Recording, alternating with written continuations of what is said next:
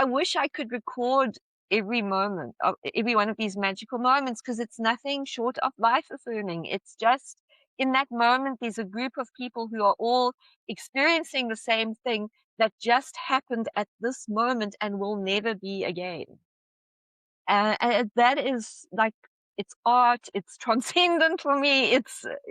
Yeah, it's something that's we did together, and no one knew it was going to happen until it happened.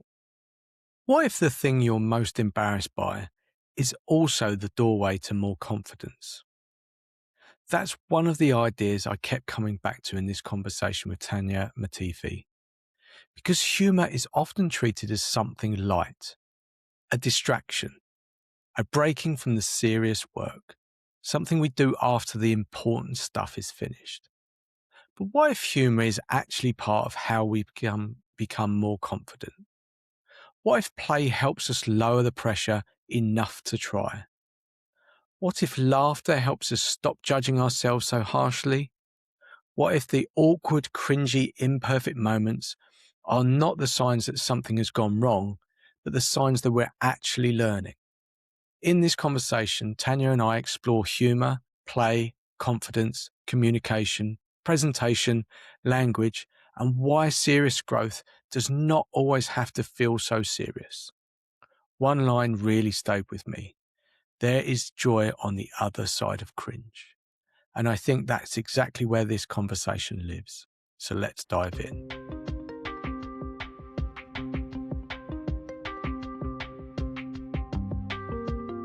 Okay, so welcome to Vantage Point Conversations.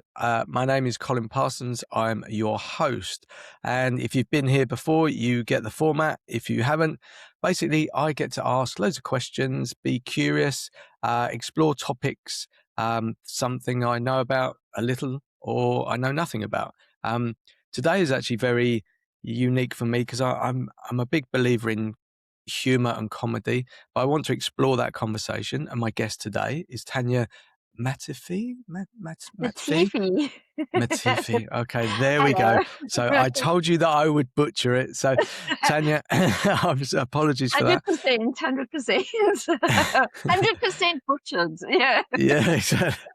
So getting over my initial embarrassment. Take as long as you want just to maybe introduce yourself to the audience. Highlights, lowlights, anything in between, anything you would like people to know about you, and then we just dive into the conversation from there. Mhm. I'm South African living in Germany, working as a life and language coach. It's sort of developed from teaching English, but it developed more into life coaching because actually language and life are completely intermeshed. And then as time went on, I found that my clients had quite a few other needs to be met. And yeah, it just naturally evolved into life coaching, but I do use language as a medium towards that. Because language tells us a lot about life, and so does the language of humor. Yeah, do you have anything else specific? No. I mean, that's great. I think the word language is so telling because I mean, humor is something that I've always loved. I've just loved comedy. So I don't know if you want to comedy and humor for you, are they one and the same thing, or is that different in your mind? I think it's I think comedy is a part of humor, but humor is a bigger thing than comedy. Yeah, So comedy falls within the family of humor, but there's a lot of different versions of humor. yeah. And so I was thinking about language there because humor really can come out in an expression, the way that we look, the words that we say, the timing of all of that Mhm. as well. Um, but also it can come through words. And so Mm. that encompasses so much. And why I'm interested in this conversation is because I come from the corporate world, so banks, finance, etc., etc. And um, oftentimes we're told, things like work hard, play hard, and it's like play is only a reward for working really hard. Now, having started my business, I I want to enjoy it, and there's a lot of pleasure in all of that, and humor plays a big part in that. I think sometimes humor can be misunderstood, and it can be used when you step Mm, over some boundaries. It can be, it's not actually humor; it's something else. yeah. But I, I think for me, humor, not taking myself so seriously, really allows me to enjoy my work. And it so I'm one of those people that's very hard on myself. You might not know it, but it's that voice in my head that's that, Mhm. oh God, you've done this, you've messed up, oh, you're an idiot, etc. Call it etc. the mental bloke. The what? The mental bloke. Yeah. Not the mental Yes. block, the Yeah. mental bloke. Yeah. But but that bringing that humor in and allowing ourselves not to take ourselves so seriously, like, just brings a lot more ease and flow into decisions, because what I've actually found is when I'm not so hard on myself, I don't spiral into this weird place of self-criticism. I actually go, yeah, that's fine, and I move on a lot easier. So take any of that you want to dig into. Do you disagree with it? Do you see that? Do you see that in your work? How does that show up in what you do? I don't disagree at all. I just don't know where to start because there's like so much to unpack there. But let's start with because you talked about that it makes your life more pleasurable and easier. So let me start by talking about life coaching and humor.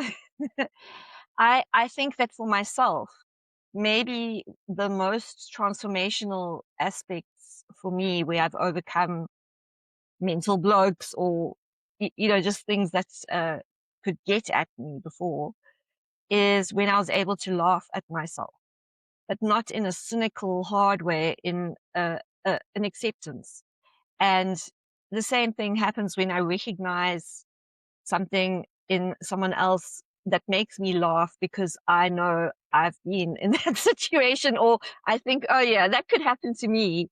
Um, that's the kind of humor that I'm actually really passionate about. It's almost that kind of humor, which I call absurdity, is almost religious for me. It's almost spiritual because it's something that I find helps to connect people and helps um, transport empathy.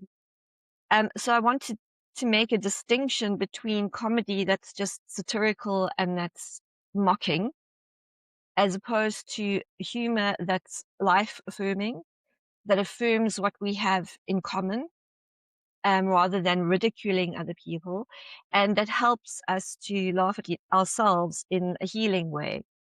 So you see something that, and you at once see the humor and the silly side of this thing that happened, and simultaneously you feel a connection to that person because there's a common experience in it.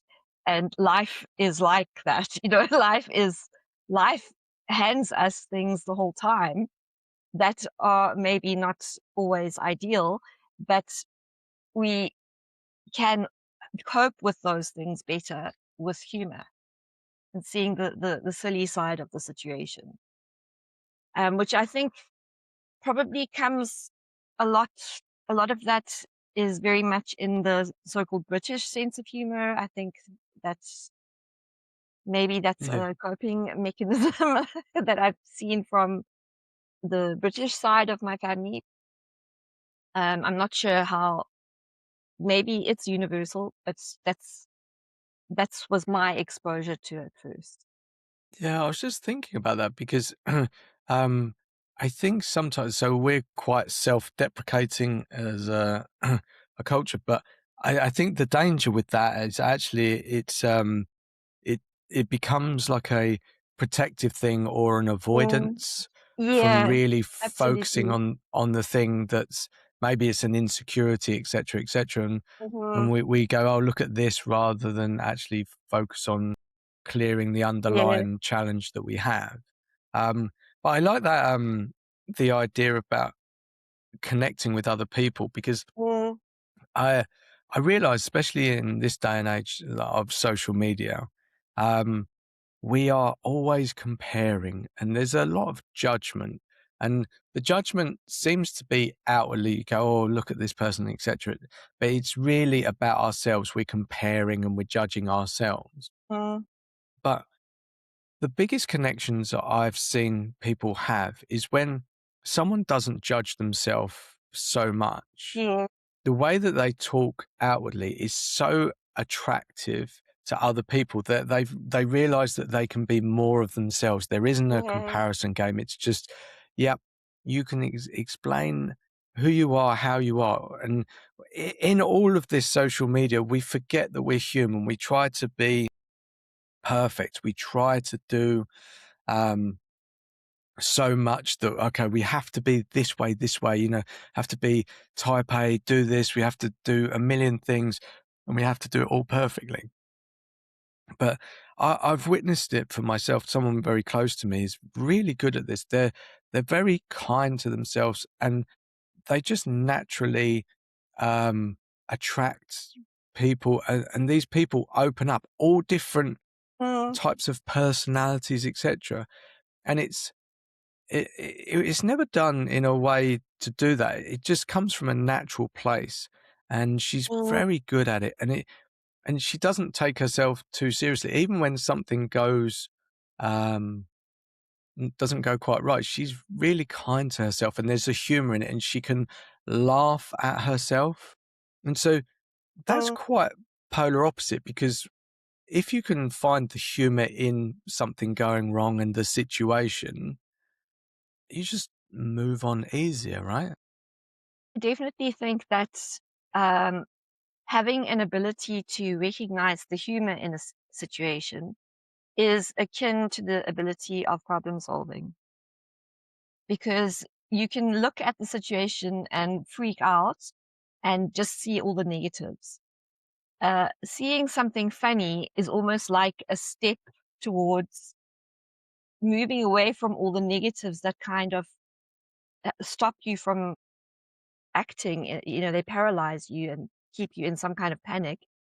And the humor can take you a step towards calming down a bit. If you laugh, you are literally flooding your body with endorphins and things like that that are going to help you think more clearly. And then in the same way, maybe because of having that creative focus that will help you see something funny, it's the same focus that will help you find a solution. So I think that humor can help us move from catastrophe to solution quicker. And it can also sort of take away some of the friction, just take a bit of the pain away. Okay. And like what you were saying about the person that you know who is kind to herself and can laugh at herself, I think that it also gives other people, like you said, if I can laugh at myself in the presence of other people, and they can see, oh, someone can, something can happen that, it could make me look a bit foolish. And yet, if I can accept myself with that foolish, sort of frail, human, vulnerable part of being a human being, if I'm able to be that openly, it can make it safer for other people. But other people can also feel, okay, I could actually put my guard down. I could also laugh at myself.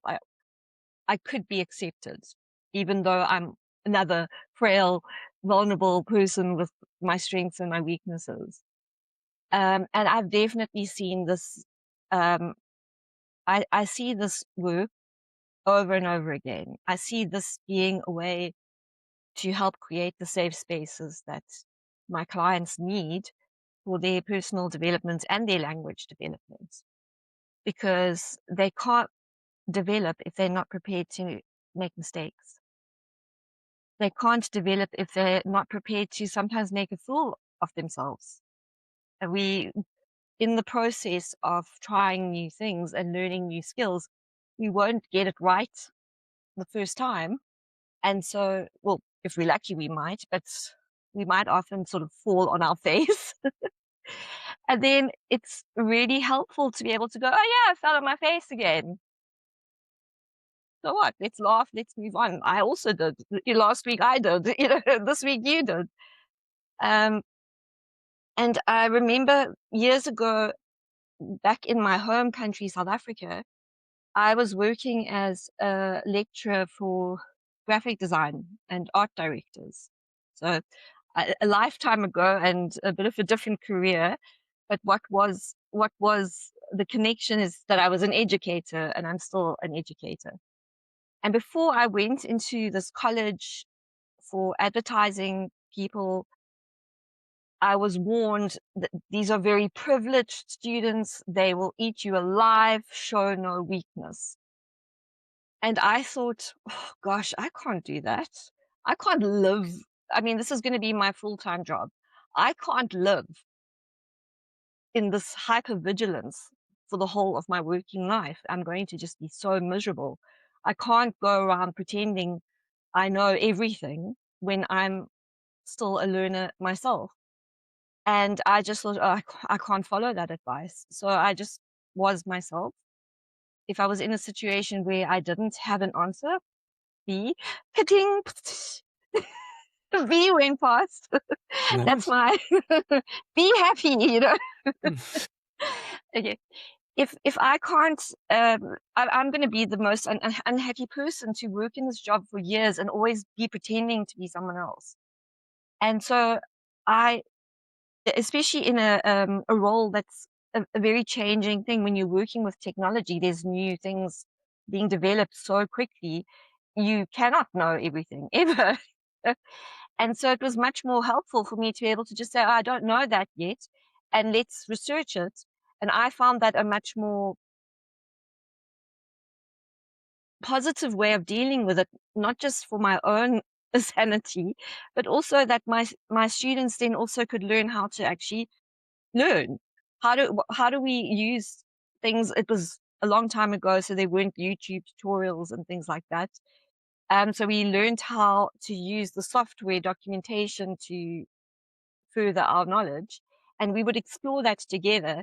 And by me not just giving all the answers, because I actually couldn't, I helped them and equipped them better for a time when I wouldn't be there to answer everything.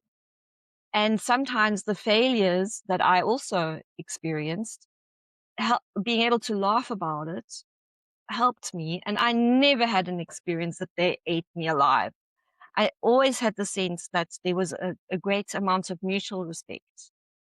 And I think this is a distinction with the kind of humor that you and I are uh, talking about, is that there's respect in it. There's maybe even affection in it, depending on how close we are to people.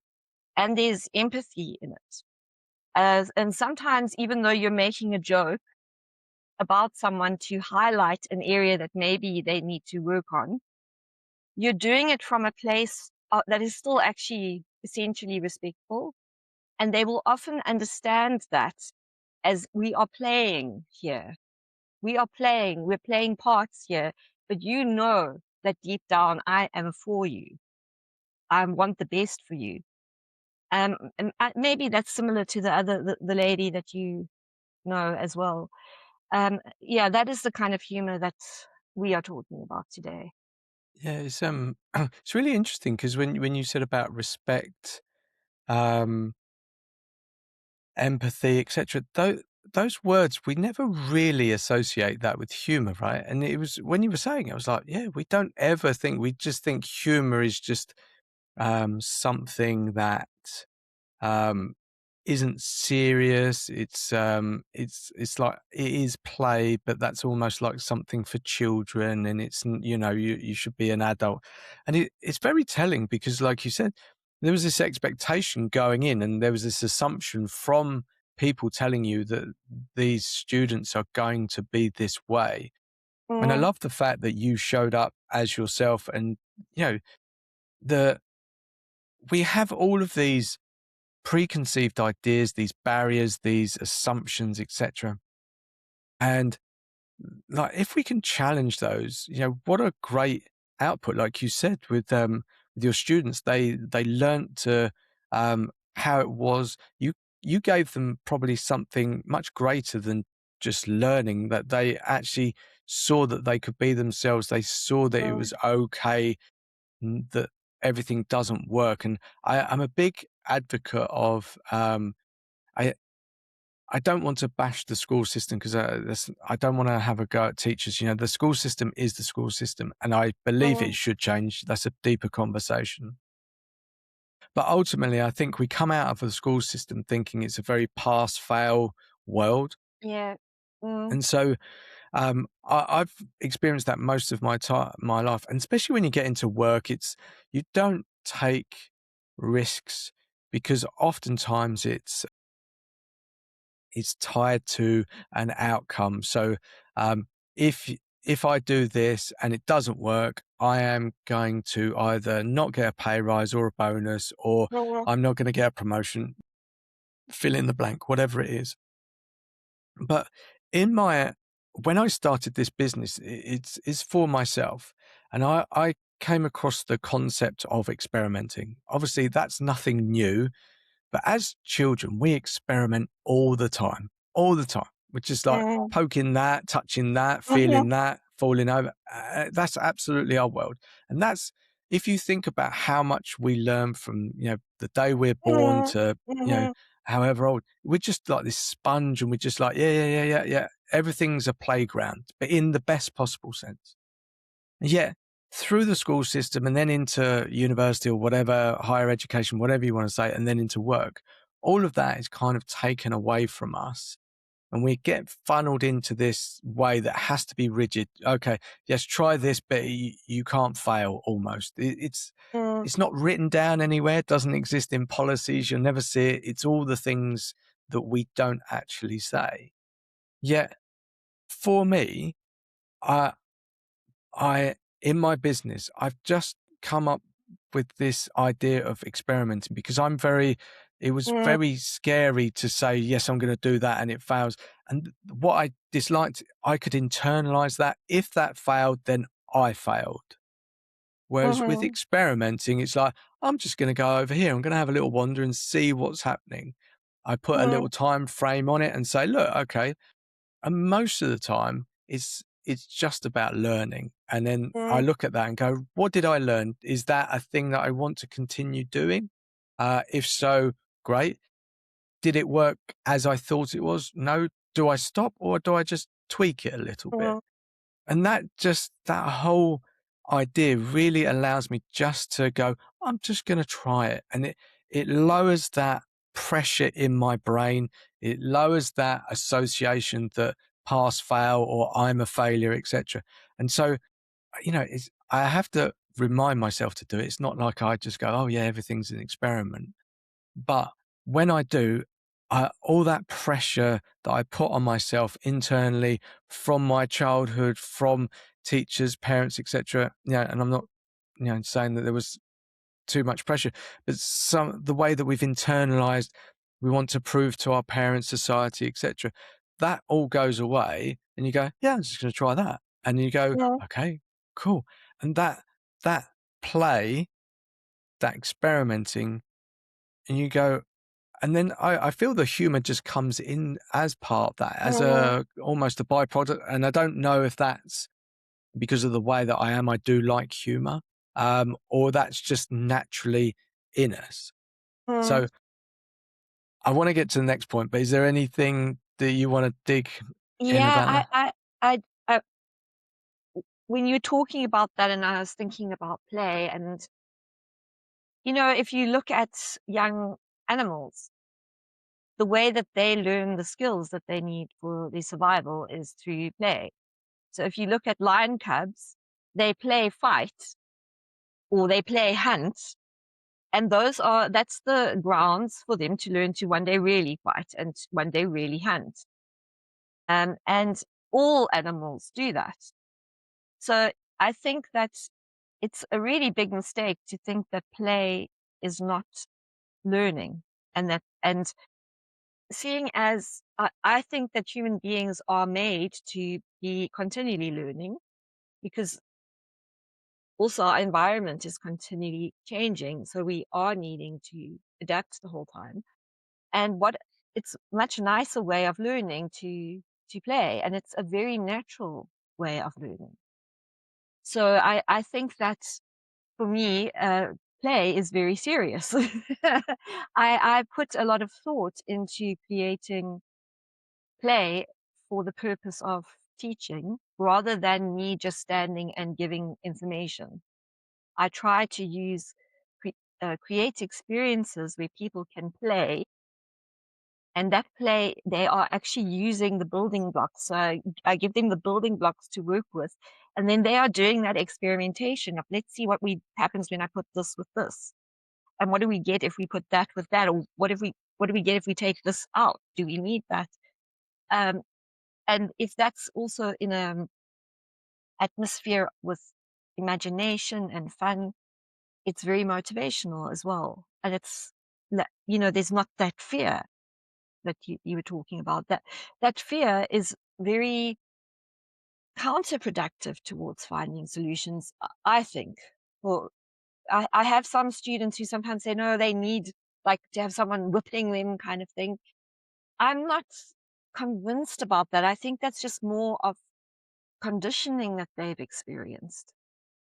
I Yeah. think that if they had been able to just naturally carry on with their natural experimentation, curiosity, play, I think that they might have found that to be more motivational than like, you're going to get bad marks, you're going to fail.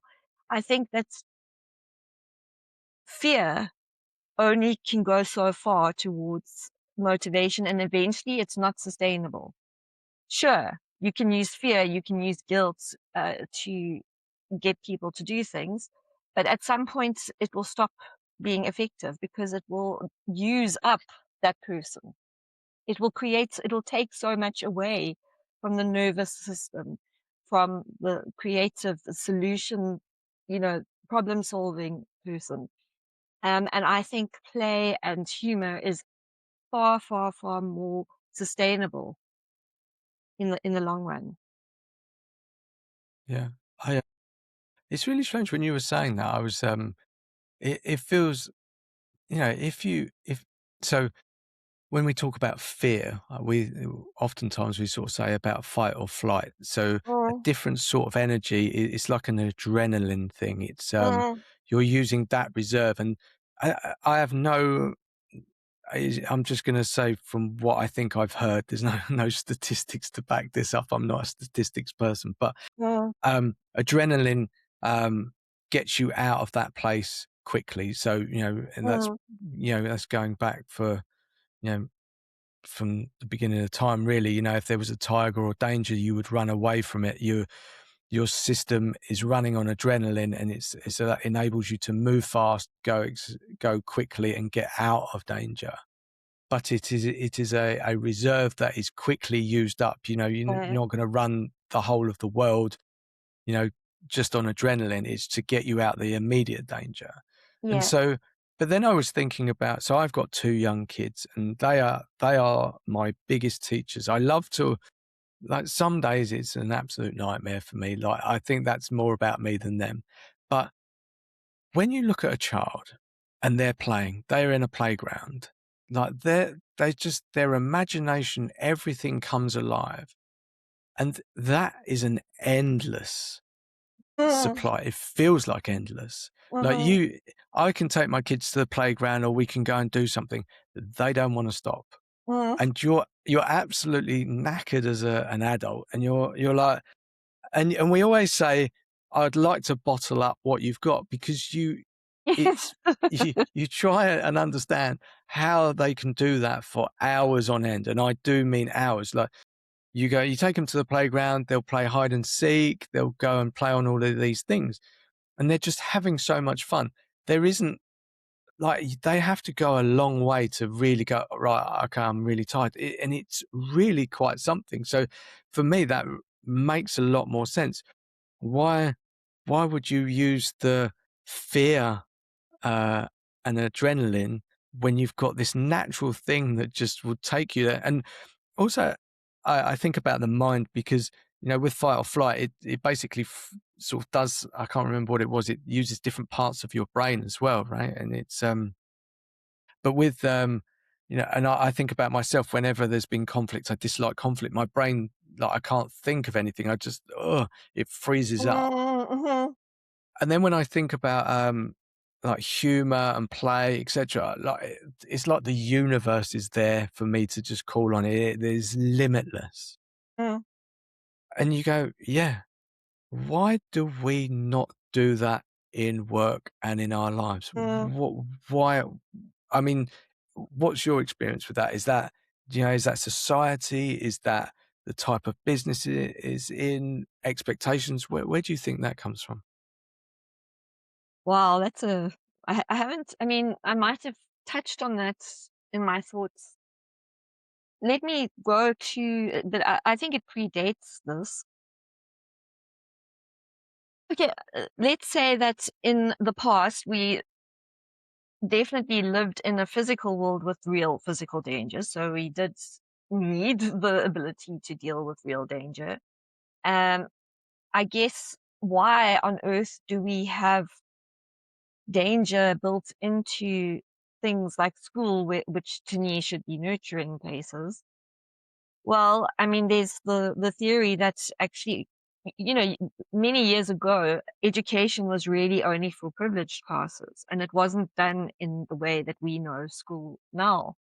And so school really, as we know it now, the history of that is more from the Industrial Revolution when basically you were churning out humans to be workers.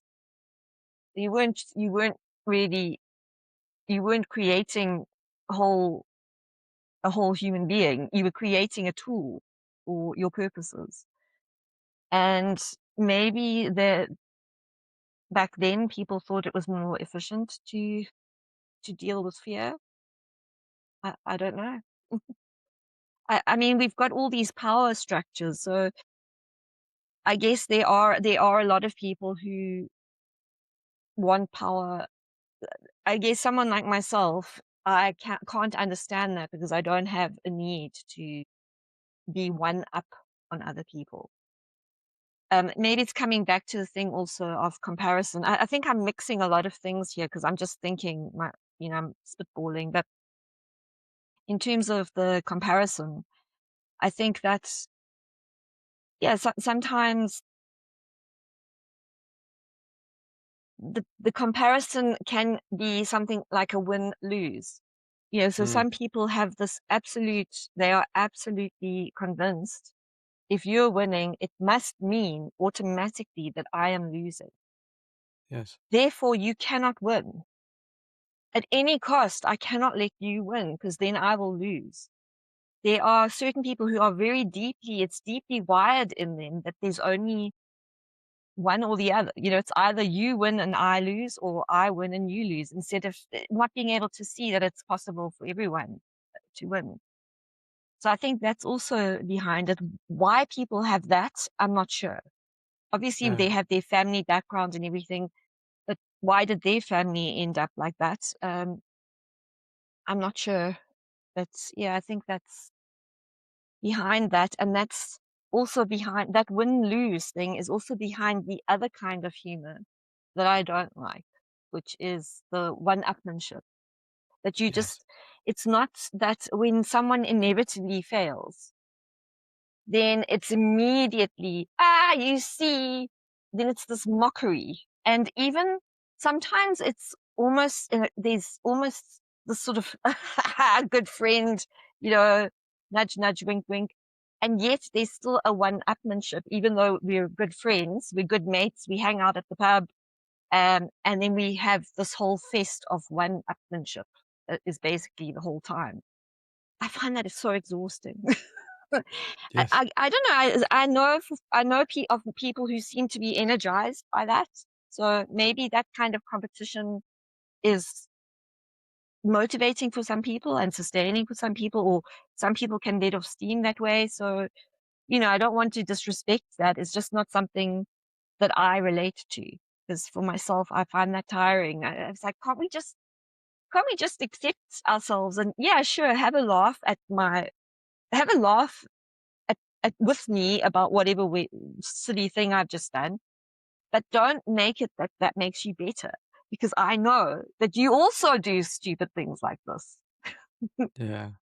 Yeah, I was just thinking it can be a fine line between all of that, right? Mm, But I want to just something that keeps coming up in my mind when we're talking about this because is the word confidence, and I think we misunderstand or categorize confidence as in something that's what you're born with, but in my own life, I believe that confidence is built.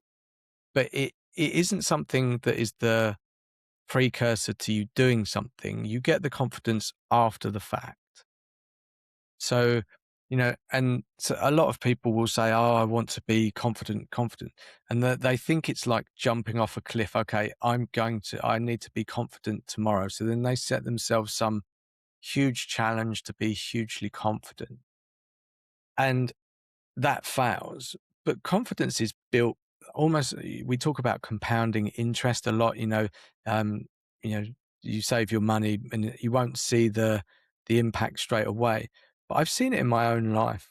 Just do the small things. Just smile at someone if you feel like you're quite introverted or however you think.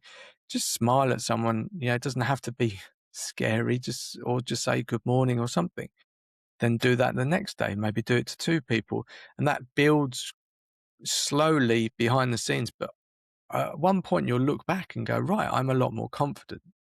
The reason why I'm talking about confidence is because I think humor allows for confidence to be built quicker.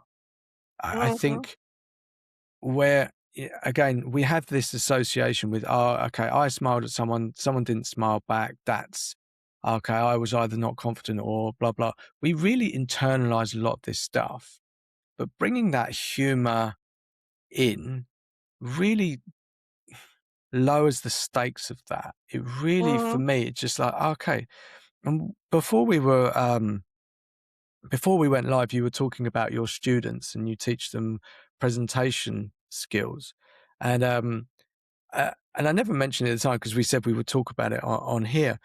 But one of the things that I feel so many people struggle with is being able to present, to stand in front of people, to present, be that on camera, be that in a hall of people, even if it's just with like five people of your peers.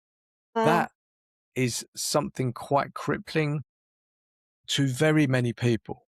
Now, we also live in a society now where we feel that we need to show everything about our mhm. lives on social media, etc. We need to show this version of ourselves. Again, we only show the shiny side of that. And with a video editor, you can do that quite easily.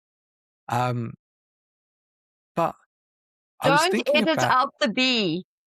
The B stays. no, exactly. So, which is something very, with these conversations, when I started them, Um, I I didn't have a studio or anything like that, but what I really appreciated was that this is my lounge. This is where I do it. This is very real. And so Mm, if the doorbell rings or whatever, and I've talked about this before on one of the conversations I had, the lady's cat walked across like the screen, but that's actually real life. And yeah. I feel that's such a deeper connection Mm, with people. And I think that's why it goes so well.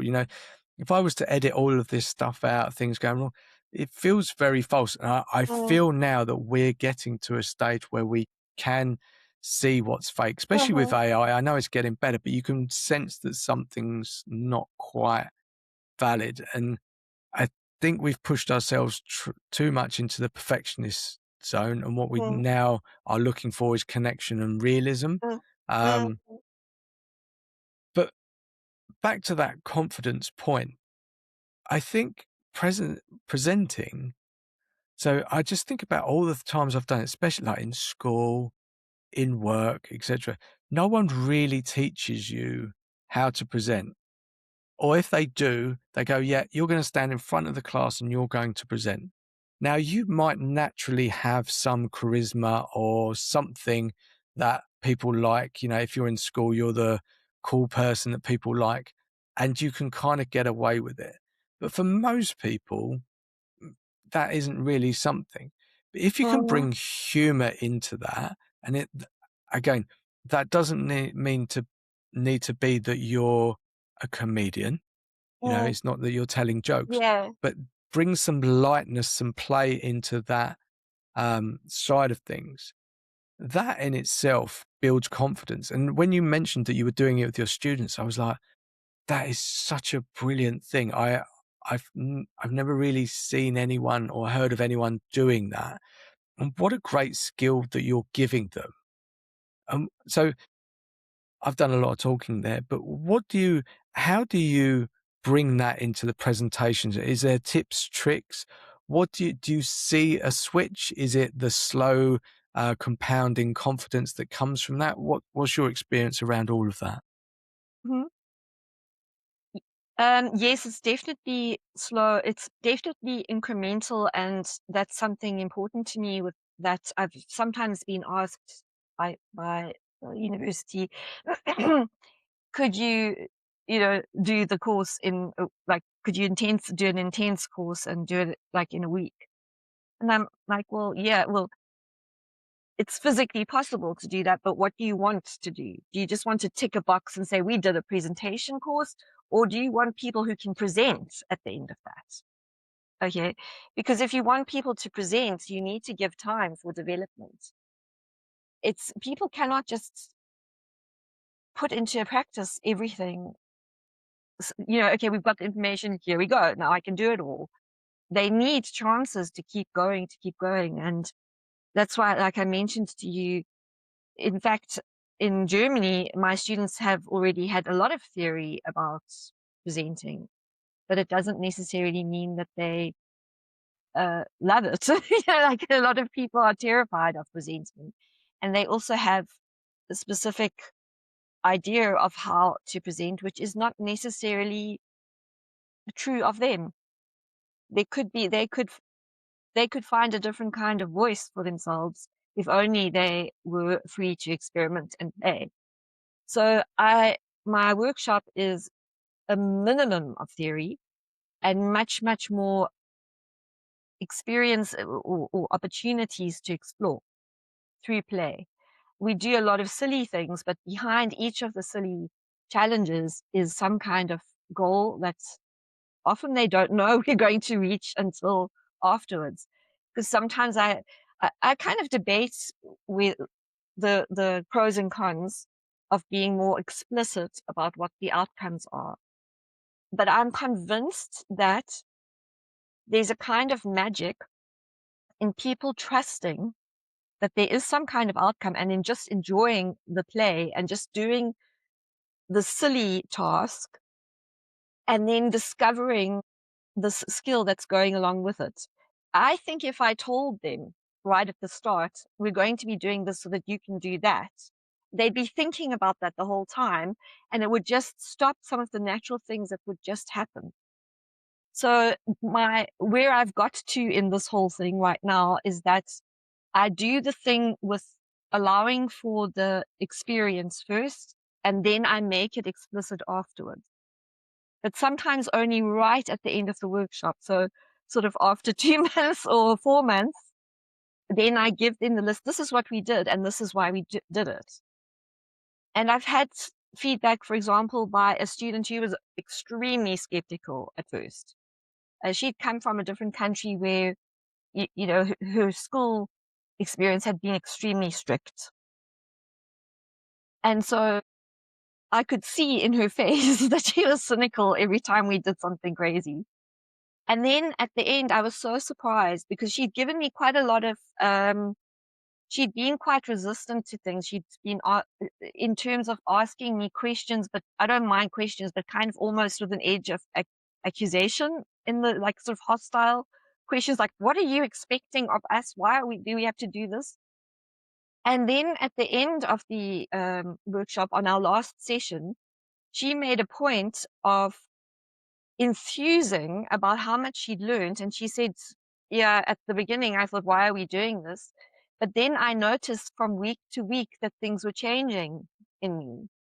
And I now have a completely different way of seeing presenting. And she did it with like, she was glowing. She was actually happy. And like when we started, she was like, you know, and so, yeah, I think that's, I guess my way is always going to be more the playful way because it's just also my personality. And maybe there are other teachers who can do it differently and equally effectively. So it's partly my own personality, but by being able to just be my own personality, it's also enabling my students to be their own personality and to find the thing, their own voice. What I notice, students will come and I give them a brief, but my briefs always allow for a lot of interpretation. So if a student comes to me and says, oh, did you mean we should do it like this or we should do it like that? And then I'll go, well, I didn't foresee that someone would interpret it like that, but I find that very interesting. You know, like I'd love to see where that goes. So do it like that. I never thought of it, but do it like that. It's a lot of this workshop. I've been doing it for 10 years now with the subsequent every semester, different students. And every time it's adapted and it's evolved because of things that students have brought to it that I wouldn't have ever considered. And if it had been so strict, the workshop also wouldn't have been able to go the way it has. I feel like the workshop has come to a point that's much better than when I first started.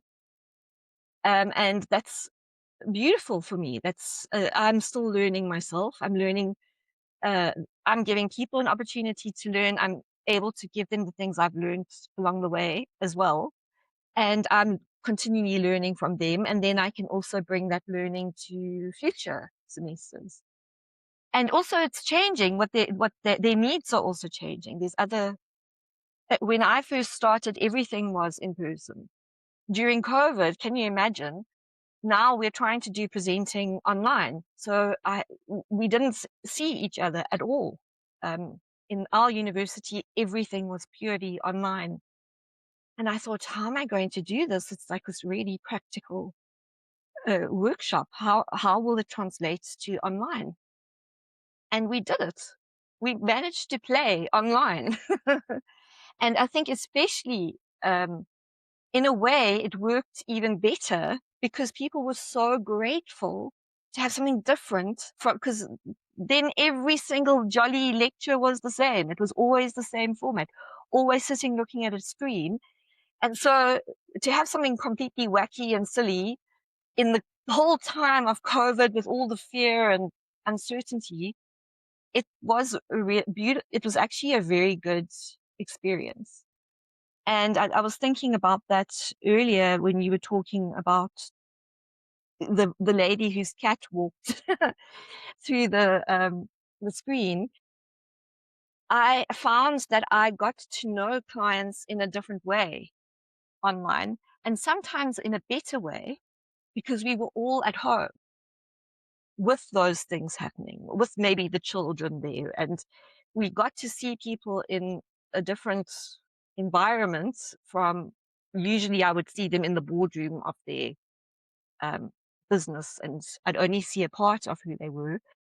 And we actually became like I would say, closer. And I also would say that the learning was better because of that, because of Yeah, being imperfect together.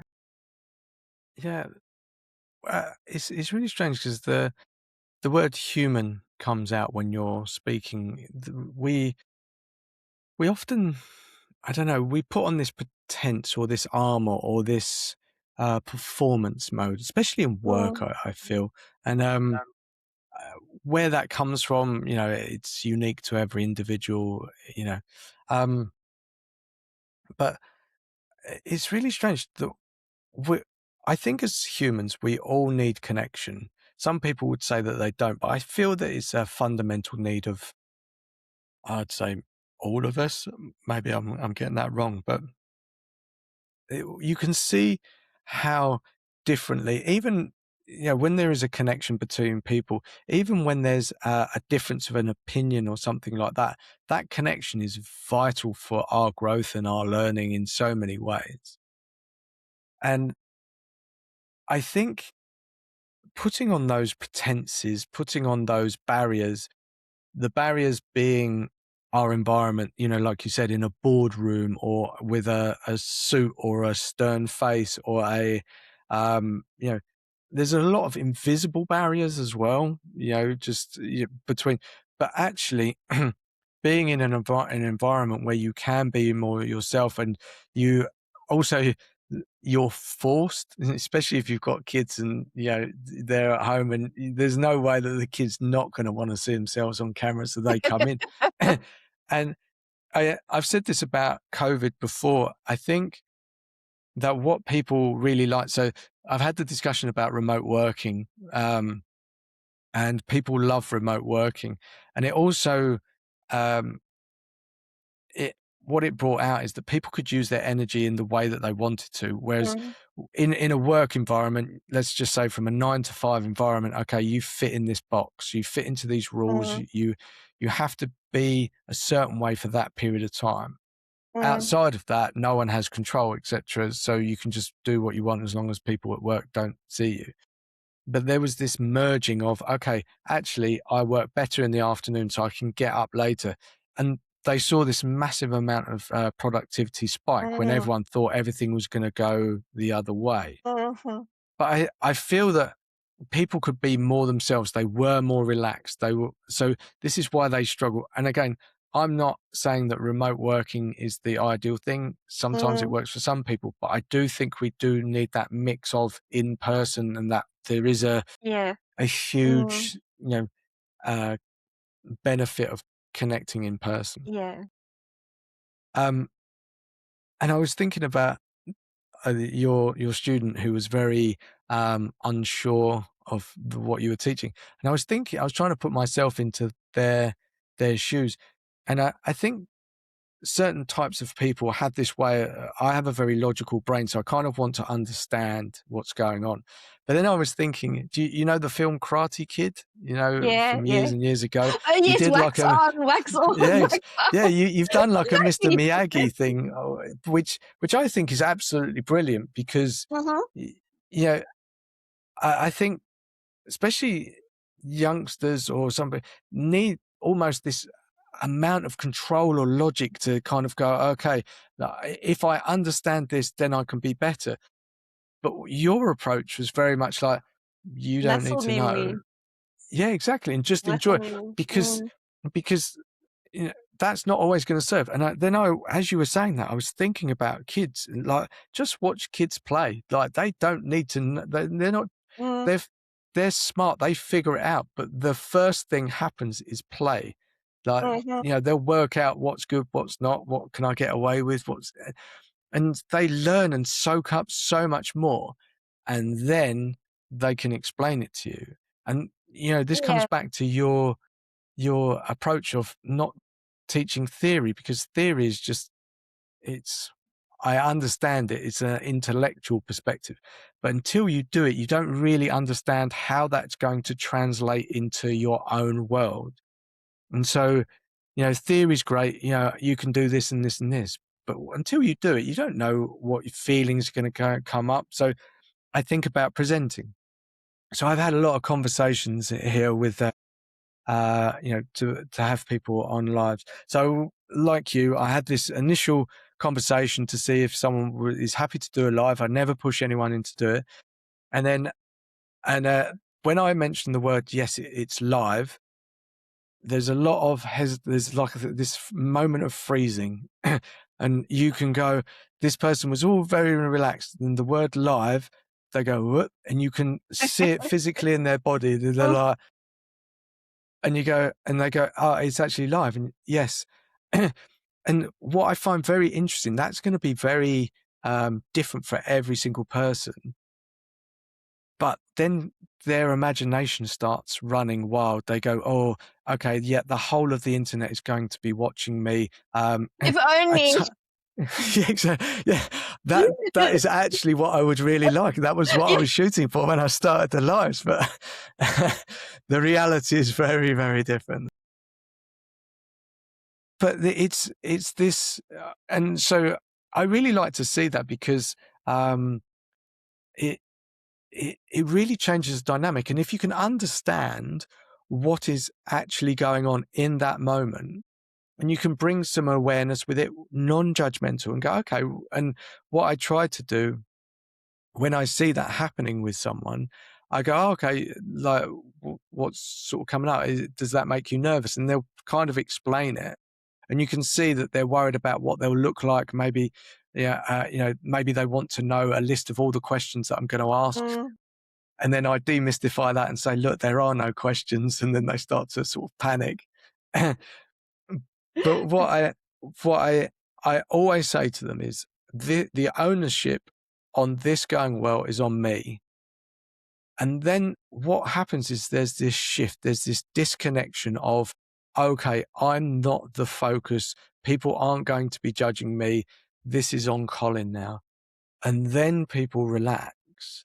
And it's this beautiful shift of, oh, and then they go back into that really relaxed mode. Like they'll go away and maybe overthink, some of those things naturally. But I, I always say the ownership is on me. I'm the host. I'm the one going to guide all of this. I've done it. I've seen it. I've seen many people I can't tell you how many times someone has really said they really want to do it. There's something deep inside them that says, I'd love to do this, but they are fundamentally doubting themselves that they can do it. But there's this invisible stuff in between. Now, I don't necessarily know I use humor. I've never really thought about it, but I create this very safe space and I don't take myself too seriously. Again, I've got this windmill in the back. It's like child's play, etc. But having that, I Mm. see, and I have seen the most amazing people who are, I would say at some point, almost crippled by going live, come Mm. alive. And you Mhm. go, oh, and that's a Yeah, I huge love it. gap to bridge. And Yeah, it's beautiful, yeah. beautiful, beautiful. Also, what I love, I have just experienced, because in these 10 years that I've been doing this, I have just experienced moments of pure magic that you cannot orchestrate, that they happen spontaneously and they happen because of particular combinations of people, ideas, I mean, it's not every workshop is great, like, sometimes the students are not very responsive, they're tired, they've had too many other things, and they're like, "Oh, what the hell, why do we have to do this thing now?" Although I do tend to find people more energetic after, except me, because 'cause I've put so much into it that I'm like, that I've been privileged to I wish I could record every moment of every one of these magical moments, because it's nothing short of life affirming. It's just in that moment, there's a group of people who are all experiencing the same thing that just happened at this moment and will never be again. And that is like, it's art, it's transcendent for me. It yeah, it's something that's we did together, and no one knew it was gonna happen until it happened. I mean, this one time, I think also play and humor also help us with improvisation, and we need to be able to improvise, not only when we present. Improvising, the skill of improvising is very important. And so if you can work the improvisation muscle through presentation, well, that's great. It's going to benefit you in many other areas of life. And I'll give an example. There was a mess up with the room reservations, and I found myself without a classroom. Okay. So we were, so we were just, I said, okay, well, let's just do it in the hallways. And then we made it part of the thing. And it was just by coincidence on that day, we were exploring how considering different perspectives can enrich a presentation. So what I give the students, I give them something, they get a photo, and then they need to build a presentation out of this photo. And I say to them, here is a photo, this is the scenario, each group gets a different photo. This is just one picture. There are another two pictures that go with this. What are the other two pictures? You're going to create a story together by looking at as many different perspectives as you can possibly think of for this picture. So if in your story, this picture, is it at the beginning, the middle, or the end? If it's at the beginning, what is the middle picture and the end picture? And then as a group, they're imagining that story. And who is telling the story? Is it somebody who's in the picture, someone outside of the picture? Are you going to tell it in the first, second, third person perspective? When is it happening in time? What is it going to look like in the future? What did it look like in the past? And then room. And so on this particular day, what we did was we did every single presentation in a different place. So we were going through the university and we were using the space as another perspective. And it was beautiful because then people would do things like facing the wall and then turning around dramatically, or going up the stairs, or looking through an archway, and they build it into the presentation. And a lot of it just happened in the moment. It occurred to someone and they just did it. And it was brilliant. It was absolutely brilliant. That's that's the magic of play. And they, at that time, they completely forgot about whether they felt foolish. They completely forgot about whether they felt afraid. I saw people doing things. I saw the little kids again. The little kids just came back because there's a little kid in everyone still. And that little kid is not afraid to present. Look at the kid coming to you and bringing you, picking a flower and giving you this sort of, and do they care? This is for them, like, this is the most they present. That's a presentation. It's the most beautiful thing. They don't think about it. It's, and the parent goes, it's the most beautiful thing I've ever seen, because of the intention and the love behind it. Yeah, so that's presentation is also something. I mean, I think that absurdity, humor, presentation, language are all so connected. The presentation is everything. We are continually presenting and being presented to. If I look outside the window, I can tell myself, oh, what a great day, or what a crap day. I am presenting the world to myself. I chose to wear pink like you today. It was not coordinated. We were just like, Yeah, zing, we we were in sync. sync. Yeah, I chose this today. That's part of a presentation. And even if I'm not aware of it, it's because I feel like that today. That's making me feel good? What is a feel good thing? It's a kind of presentation. I feel good is my brain giving me happy vibes. That's a presentation. So that is why presentation skills are so important, because they affect the way we see ourselves and they affect the way we see the world. And then they affect the way we see other people. So I truly believe that learning good presentation skills is helping with communication, and it's helping us with our own self-perceptions. Yeah, that's why I do presentation skills. that's amazing. And I'm conscious of time, so I just Yeah. try and wrap it up. But I just really on that last note, this conversation is about humor, well, was about humor, but we've covered so much more. But at the basis of it, the presentation side, having humor in there allows for a lot of those insecurities, those things just to kind of be dialed down. And, Mm, just on your example of, changing the environment or going through the hallways of the university, that allows the inner child, that play, to come out. And life can be fun. And if you can get out of your own mind and find a way just to look and have fun, that dials down that insecurity for that moment at least. And if you can keep doing that, I feel that's such a great thing going forward, because most of the time that's, for me, is the blocker for a lot of people presenting. Mm-hmm. They have those insecurities or something.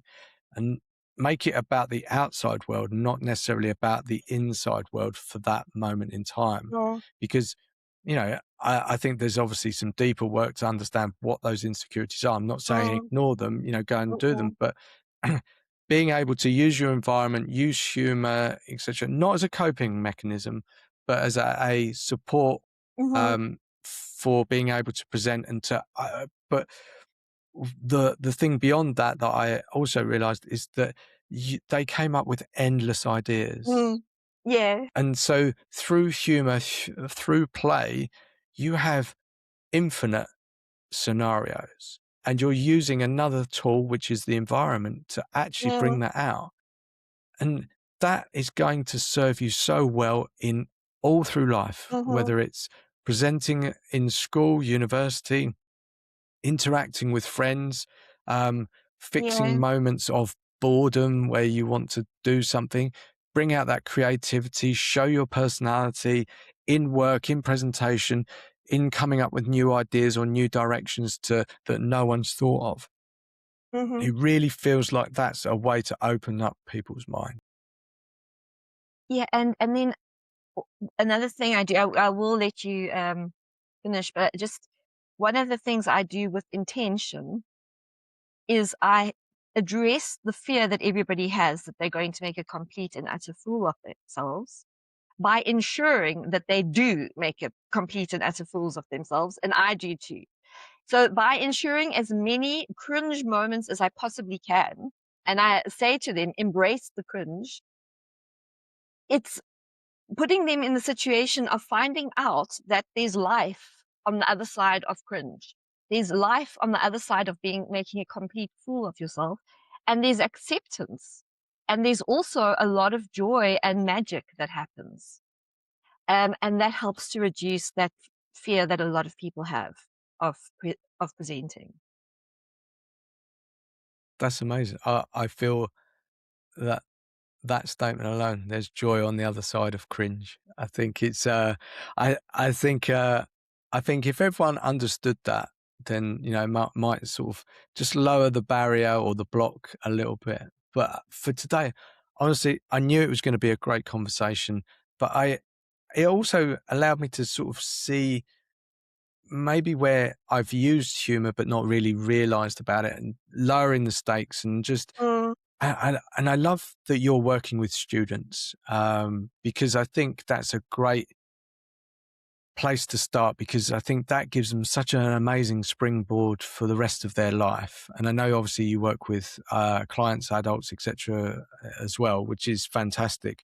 And maybe helping them reconnect with that play and humor side of things. So I think the world would be such a better place if we took ourselves a little less seriously, enjoyed it, mm. open up our mind, let go of some of those insecurities. But for today, honestly, a real pleasure, a real joy. And like you said, we've synced up on colors, so it was obvious from the beginning it was going to be a great conversation. Be Love cringe. it. Yeah, all Be right, come cringe. on then. There you go. You've got Thank me you to so do much. it. It was really No problem. fun. No worries. Just for people to find you, because when they hear this, I'm sure there's a lot of Mm. people that can really resonate with what you say. Where's the best place for people to find you? Is it LinkedIn, where I found you, or is it a website? Where should they go? At the moment, LinkedIn is the best place. So Tanya Matefi, and my business is called uh, I- Flow is Better with T, me being T for Tanya. And there's a website coming soon, which is www.tanyamatefi.com. Tanya met with a Y. Okay.